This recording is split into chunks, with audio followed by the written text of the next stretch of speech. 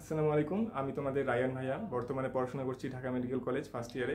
তোমাদের জন্য একটা খুবই গুরুত্বপূর্ণ ভিডিও, যেটা তোমাদের মেজর যে কোয়েশ্চেনগুলো তোমরা করো সেগুলো নিয়ে বানানো। দেখো, প্রথমেই তোমাদের যে কোয়েশ্চেনগুলো আসে সেগুলো হচ্ছে, ভাইয়া আমি পড়তেছি ঠিক, কিন্তু আমার হচ্ছে পরীক্ষা আউটপুট ভালো আসতেছে না, আমার হচ্ছে নাম্বারটা কম আসতেছে। এটা হচ্ছে তোমাদের মেজরিটি তোমাদের সমস্যা। আর একটা সমস্যা কি, ভাইয়া আমার একটা চ্যাপ্টার পড়তে খুব বেশি সময় লাগতেছে। এই সমস্যাটা কীভাবে সমাধান করা যায়? আর একটা ঘুমের সমস্যা তো আসেই, তোমাদের সকলে হচ্ছে দেখা যায় দিনের অনেক সময় থাকে কিন্তু ঘুম পায়। এই ঘুম পাওয়ার কারণে দেখা যায় তোমরা অত এফেক্টিভভাবে পড়াশোনা করতে পারো না। এখন দেখো, ফার্স্ট পয়েন্টে আসি, ভাইয়া আমি এত এফোর্ট দিচ্ছি কিন্তু আমার পরীক্ষা মার্ক কম আসতেছে। এটার কারণটা হচ্ছে, বেসিক কারণটাই হচ্ছে তোমরা পরীক্ষায় যেগুলো জিনিস আসতে পারে সেগুলোকে গুরুত্ব না দিয়ে আনইম্পর্টেন্ট জিনিসকে বেশি গুরুত্ব দাও। যেমন ধরো, একটা চ্যাপ্টার যখন একটা ভাইয়া পড়ায়, ওই ভাইয়া যেসব জিনিস নিয়ে যেসব জিনিস পড়াশোনা করে উনি চান্স পেয়েছেন ওগুলোই কিন্তু তিনি পড়াচ্ছেন। এবং সবাই কিন্তু আমাদের ডিএমসি ভাইরে আমাদের ক্লাস নিচ্ছে। দেখো, তুমি ওই জিনিসগুলো যদি অ্যাটলিস্ট তুমি পড়ে মুখস্থ করতে পারো, তাহলে কিন্তু তোমার জন্য মেডিকেল ভর্তি পরীক্ষাটা যথেষ্ট সহজ হয়ে যাবে। আমি যাদেরকে পড়াচ্ছি বা আমার যাদের স্টুডেন্টকে পড়াচ্ছি, আমি কিন্তু প্রতিটা জিনিস বলে দিই যে এই জিনিসগুলো হচ্ছে তোমাদের ইম্পর্টেন্ট, এই জিনিসগুলো তোমাদের ইম্পর্টেন্ট না। এবং আমি বলে দিই যে ভাই, এই জায়গাটা তোমাকে এত এফোর্ট দেওয়ার দরকারই নেই, যেগুলো হচ্ছে আনইম্পর্টেন্ট। আর যেগুলো তুমি একদম পারলে তোমার চান্স নিশ্চিত, সেই জিনিসগুলো আমি বলে দিই যে এই জিনিসগুলো তোমাকে পড়তেই হবে, এই জিনিসগুলো না পড়লে তোমার চান্স হবে না।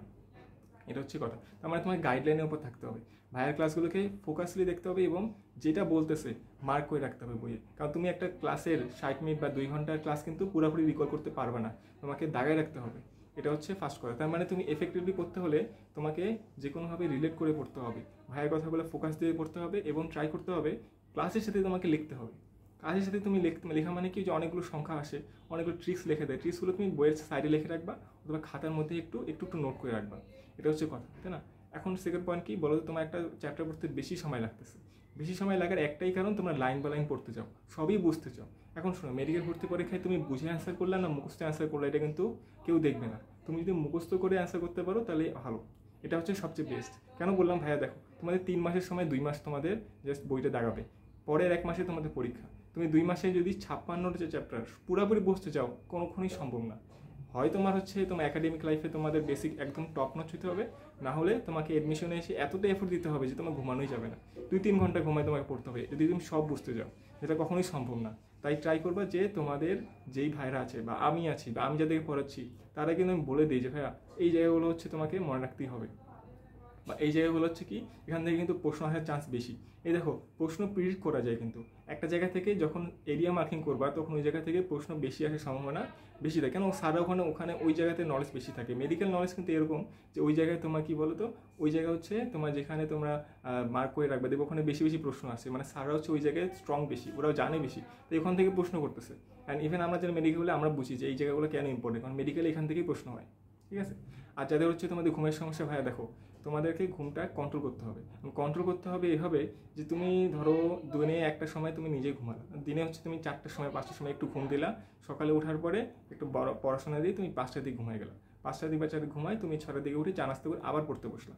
কন্টিনিউয়াসলি পড়তে গেলে কী হবে, তুমি বার্ন আউট হয়ে যাবে। এই বার্ন আউট হওয়া যাবে না, তোমাকে চেষ্টা করতে হবে ভাইয়া কন্টিনিউয়াসলি না পড়ে একটু ব্রেক নিয়ে পড়াশোনা করা। আর যাদের যেদিন ক্লাস থাকবে ট্রাই করবা ক্লাসের আগে একটু রেস্ট নিয়ে যেতে, তাই না? তুমি ক্লাসের আগেও মনে করে পড়তেছো, পরে গিয়ে মাথায় কিন্তু বার্ন আউট হয়ে যাবে। এভাবে বার্ন আউট হওয়া যাবে না, তোমাকে রেস্টের উপর থাকতে হবে এবং কন্টিনিউয়াসলি কনসিস্টেন্ট থাকতে হবে। এটা হচ্ছে মেন কথা। আর যারা ভাই তোমরা টার্গেট এমসিতে আসো, তোমাদের কিন্তু প্রতিটা জিনিস আমরা বলে দিই যে ভাই তোমাদের এই জিনিসগুলো ইম্পর্টেন্ট, এই জিনিসগুলো ইম্পর্টেন্ট না। তো এই জিনিসগুলো তুমি একটু খেয়াল রাখো, তাহলে কিন্তু তোমাদের অনেকটাই সহজ হয়ে যাবে। ঠিক আছে? ইনশাআল্লাহ যদি এই জিনিসগুলো তোমরা খেয়াল রাখতে পারো, তোমাদের জন্য কিন্তু সামনের পথটা আরও একটু ইজি হবে। কারণ দেখো, এখনও কিন্তু সময় বহুত বাকি আছে।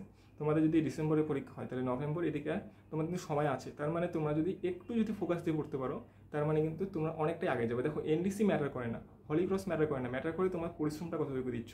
এই পরিশ্রমটা যখন তুমি বেশি করে দিবা এবং তুমি যখন সৃষ্টিকর্তার কাছে নিজেকে তুলে ধরতে পারবা না আমি হচ্ছে যোগ্য, তখনই তুমি হচ্ছে চান্স পাবে।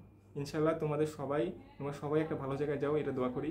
এবং যারা তোমরা আমাদের ব্যাচে টার্গেট এমসিতে আসো, তাদের জন্য দোয়া থাকলো, এবং তোমরা যেন আমাদের যে গাইডলাইন সেটা যেন ভালোভাবে ফলো করো। দেখো, গাইডলাইন ফলো করা কঠিন জিনিস না, কিন্তু মনোযোগ দেওয়া হচ্ছে কঠিন জিনিস। এখন তুমি মনোযোগ দিয়ে গাইডলাইনটা ফলো করলেই দেখবা তোমার জন্য জিনিসটা সহজ হয়ে যাচ্ছে। সবাই ভালো থাকো, সবার জন্য দোয়া থাকলো, তোমরা যেন তোমাদের এবারে এই মিশনটা সহজ হয়ে যায়, এই দোয়াই থাকলো। সবাই ভালো করে পড়াশোনা করো, যে কোনো প্রশ্ন থাকলে তোমার কমেন্ট সেকশনে করতে পারো। আল্লাহ হাফেজ।